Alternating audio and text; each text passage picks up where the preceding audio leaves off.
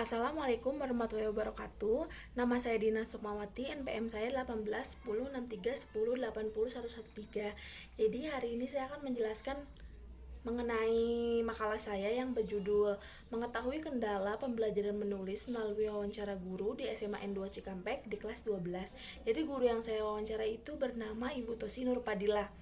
Jadi saya akan menjelaskan beberapa poin yang berada dalam makalah saya. Yang pertama itu adalah pembelajaran menulis seperti apa yang diajarkan. Kedua adalah metode pembelajaran yang digunakan. Ketiga adalah kendala yang dihadapi para guru ataupun siswa.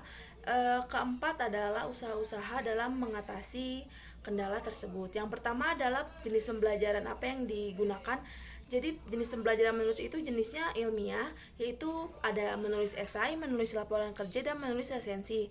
Untuk metodenya sendiri, Ibu Tosi menggunakan metode presentasi, observasi, dan metode critical learning.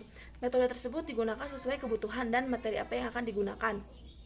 Ketiga itu ada kendala yang dihadapi. Kendala yang dihadapi seperti yang saya dapat dari hasil wawancara adalah bahwa yang dikatakan di Botosi kurangi minat baca pada setiap anak. Jadi terkadang sebelum pembelajaran dimulai atau misalnya sudah masuk pembelajaran namun belum masuk ke materi, Ibu Tosi memerintahkan anak untuk membaca 10-15 menit mengenai materi tersebut. Namun ketika 10-15 menit berlalu, ketika ditanya mengenai materi tersebut sedikit, mereka terkadang tidak paham apa yang mereka baca, dan mereka mengatakan bahwa Bu, saya nggak paham tentang apa yang saya baca. Hal tersebut terus terulang ketika pembelajaran berlangsung. Akhirnya Bu Tosi mengatakan dan menyebutkan bahwa memang anak ini kurang minat dalam membaca. Padahal usaha-usaha telah dilakukan seperti adanya pembiasaan literasi sebelum masuk sekolah, masuk pembelajaran, jam pembelajaran mereka diadakan literasi. Namun hal tersebut ketika ditanya dalam pembelajaran, mereka kadang tidak paham apa yang mereka baca, seperti itu.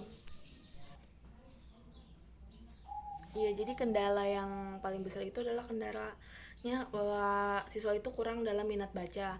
Menurut saya adalah karena yang diajarkannya adalah menulis ilmiah ya, seperti menulis esai, membuat laporan resensi, laporan kerja, itu butuh analisa yang baik. Jadinya minat baca itu memang harus atau perlu ditingkatkan kembali agar mereka memahami atau memiliki pengetahuan yang luas.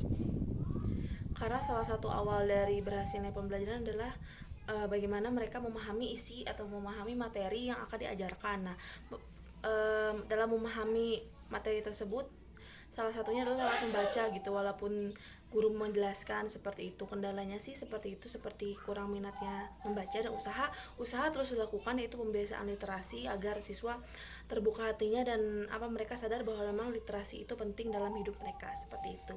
Terima kasih.